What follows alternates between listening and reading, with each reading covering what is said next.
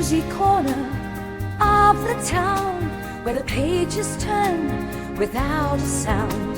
There's a group of friends who gather around. At Magus's book club, joy is found.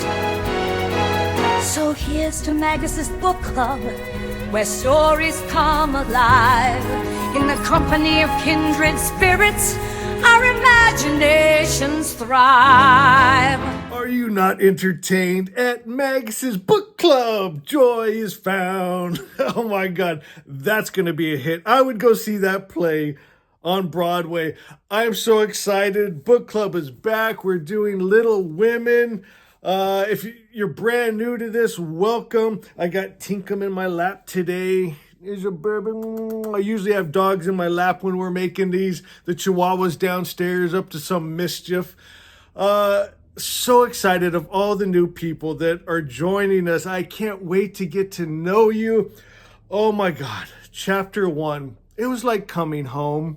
You know, there's certain books that are home, right? I felt like, you know, you can see an old friend and you just settle right in. That's how I felt with this, with the characters, with the setting, with the home itself.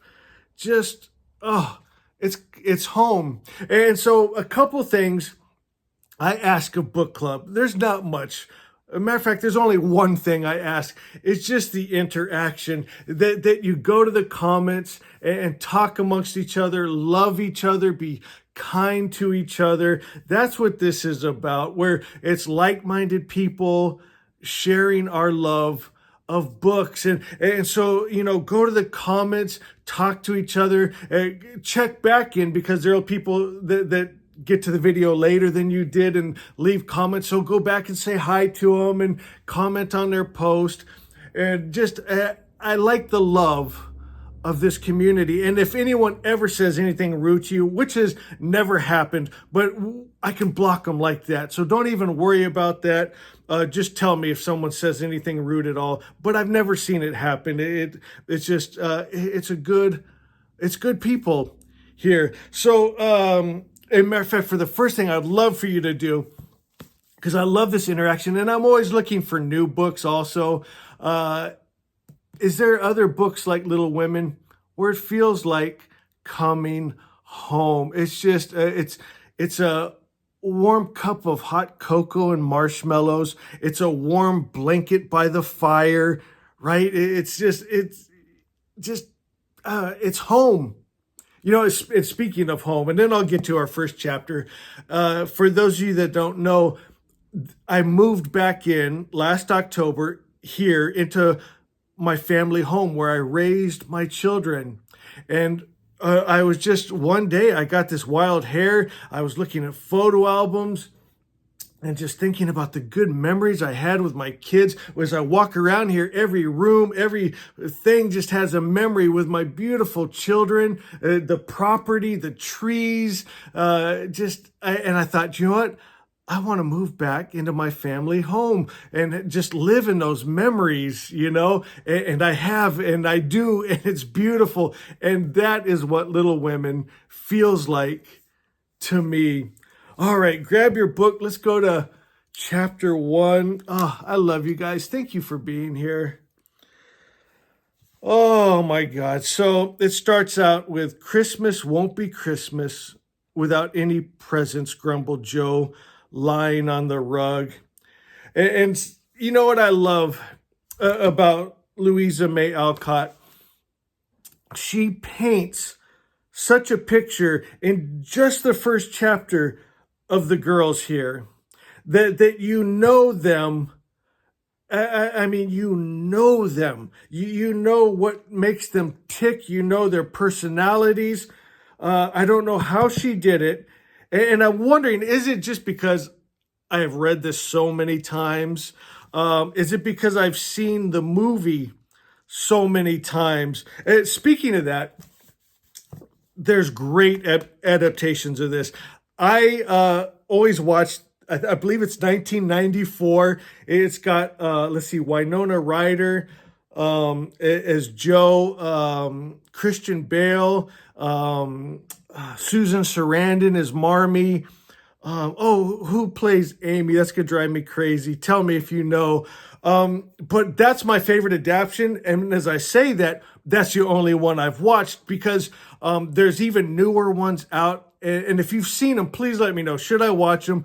But I haven't because it'd be like watching Harry Potter with a different cast. You'd be like, this isn't Harry Potter, right? I've gotten so familiar with that one adaptation, and I believe it's 1994. And you can go right here on YouTube and go to YouTube movies, and if you'll watch it with ads, you get to see the movie. It's so good. And then I did look at some of the other ones that weren't from YouTube. They're just people holding the camera up to the TV, right? But it was such bad quality. It's impossible to watch. But the YouTube one's good. The 1994, I love it. But if you have seen the other ones, let me know. Should I go ahead and watch it?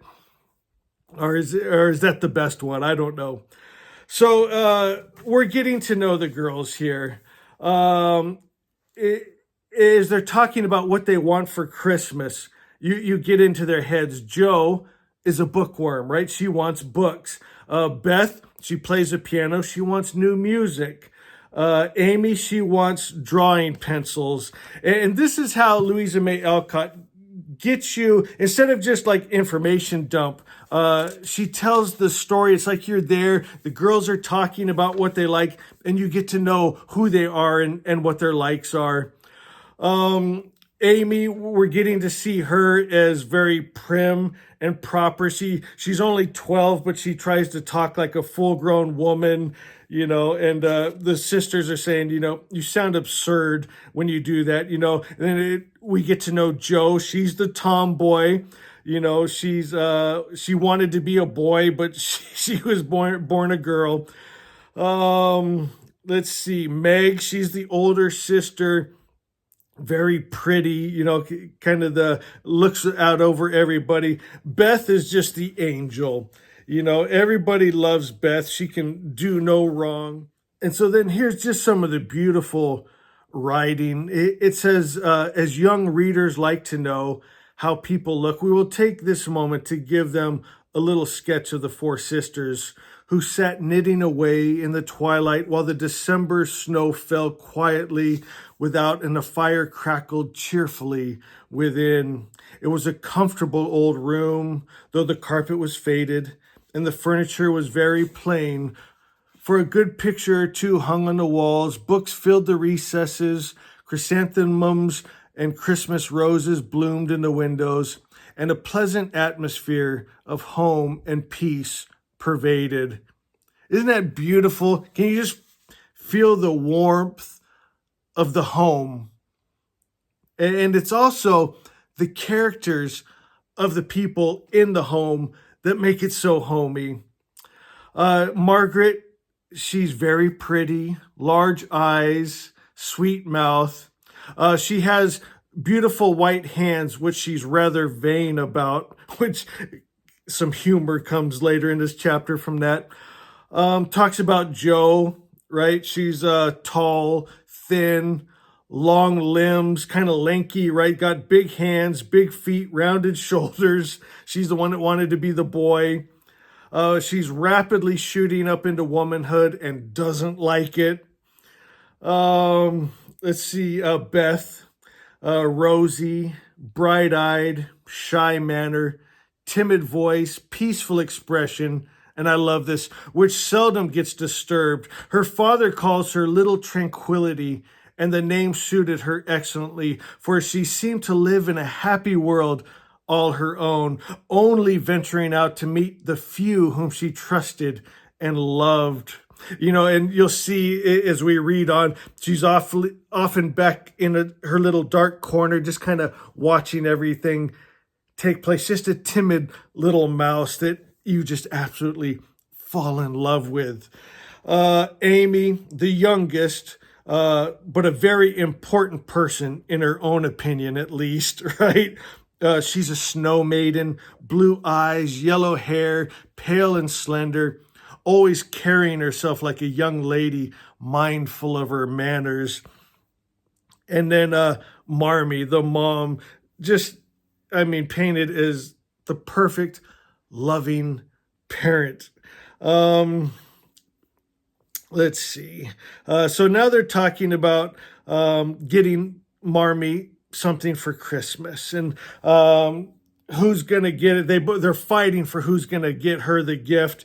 Joe steps up and says, well, now that Dad's away fighting in the war, I'm the man of the house. I'll do it. Meg saying, well, I'm the oldest. And so they each decide to get her something on their own. And then I love how this says, so remember Meg's vain about her hands. Meg says, you know what? I'm going to get her gloves as she's looking at her own pretty hands. Like that inspired her to buy gloves. Oh, let's see. And then Amy here.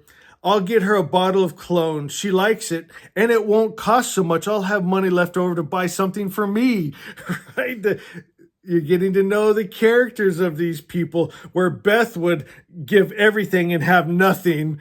Right? Amy, like, she wants to give, but she also wants to get. So she's going to buy a little and get herself a little. So this here is some of my favorites. It's the girls getting together and putting on plays. This reminds me of my children. They love to do stuff like that, like put together these different acts and plays. And so Jo, she's the writer. She writes out plays, and then they all get together and act. Meg loves acting, even though she says, I'm far too old for this. But she's like the biggest kid that loves to dress up out of all of them. They're rehearsing. They want Amy to practice a little more her fainting scene because she's too stiff. Let me just read a little bit of that to you. Do it this way. Clasp your hands and stagger across the room, crying frantically, Rodrigo, save me, save me. And away went Jo with a melodramatic scream, which truly thrilling. Amy followed, but she poked her hands out stiffly before her and jerked herself along as if she went by machinery, and her ow was more suggestive of pins being run into her than fear and anguish. Jo gave a despairing groan. Meg laughed outright, while Beth let her bread burn as she watched the fun with interest. It's no use. Just do the best you can when the time comes. And if the audience shout, don't blame me. So Jo's trying to see her vision of her play come together. And Amy, she's just not really an actress, And Jo's just saying, well, this isn't very good. And if the crowd turns on us, I don't know what to tell you. But I just love this. Maybe it's because I've seen the movies too, and I'm just laughing and giggling and just fun. I think homes should be safe and fun and good memories. And that's what we get here in Little Women. And we can kind of lose ourselves in that. And with that, it says the rehearsal ended with a general burst of laughter. I love that. Now Marmee comes home. Glad to find you so merry, my girls, said a cheery voice at the door, and actors and audience turned to welcome a stout, motherly lady with a "Can I help you?" look about her, which was truly delightful. She wasn't a particularly handsome person, but the mothers are always lovely to their children, and the girls thought the gray cloak and unfashionable bonnet covered the most splendid woman in the world. Oh, that just touches my heart. Is that the sweetest thing? To them, she's a goddess. She's a princess. She's a queen. She's mom, right? She says, well, dearies, how have you gotten on today? And just calls them over for kisses, and they're all just hugging on each other. Just beautiful. She has a letter from Father, and she's got it in her pocket, and it kind of talks how she's pats on it like it's a treasure, right? Because it's word from Dad. Dad's off. He's older. He's too old to fight in the war, but he went over as a chaplain. And In his letter, he doesn't talk too much about the hardships and the homesickness. He tries to stay positive. But then at the end, it says the writer's heart overflows with fatherly love and longing for the little girls at home. Give them all a kiss and my love. Tell them I think of them by day and pray for them by night, and find my best comfort in their affection at all times. And he just goes on, just kind of encouraging them to be brave and strong and do what they can with where they are and what they have. And so by the end of the letter, the girls are just pumped up, right? They're just like knitting with all their might, just trying to, with what they can, just give and be what their father has envisioned of them. He calls them their little women, right? And so they're just trying to be the best women of character and service that they can be. And again, it just touches my heart so deep where it almost brings a tear to your eye, just the sweetness of this. This is, I feel we need more of this in the world right now. More of this writing, more of this wholesome goodness, more of this kind of family life, I think is so precious. So they're talking about Pilgrim's Progress, and each of them are talking about their burdens, and when they get to Beth, their mom says, I rather don't think Beth has any burdens, right? Because she's so perfect. And so Beth, she's, oh yes, I have things, burdens too, and character flaws she says she needs to work on, but they're so ridiculous that everybody wanted to laugh at them, but nobody did because they knew it hurt her feelings very much. Is that love of sisters? And again, Louisa May Alcott's making us fall in love with Beth. And just the sister's love for her. They wouldn't even chuckle at her as she's trying to pretend like she has character flaws because they don't want to hurt her feelings. It ends here with them singing together as a family. Meg has a voice like a flute. Amy chirped in like a cricket. Jo wandered through the airs as her own sweet will, always coming at the wrong place with a crook or a quiver. Their mother, it says she wakes up singing. They go to bed with song in the house. Let me just read that. I'll ruin it. It had become a household custom, for the mother was a born singer. The first sound in the morning was her voice, and she went about the house singing like a lark. And the last sound at night was the same cheery sound, for the girls never grew too old for that familiar lullaby. So you just get this feeling of song in the house, play, they're acting, they're writing, they're drawing, their love for each other. Beth playing the piano, Jo writing, Amy drawing, Meg just being beautiful and pretty and kind of watching over the girls while mom's away. Mom comes home. It's just mother hen, takes them under their wings. They all snuggle up to her, reading father's letter. Just the home itself, very homey, very cozy. And it really is this book, homey, cozy. And I hope that's what you found with book club here. I hope you found a cozy place. Usually, if you've been a part of this, I usually have some hot cocoa and marshmallows. It's like 100 degrees today, so I went with a cool beverage. But it's just nice. You guys make it nice. I love you guys so much. So please go to the comments, just chat, talk, and know I love, love, love you. And I'll see you in chapter 2.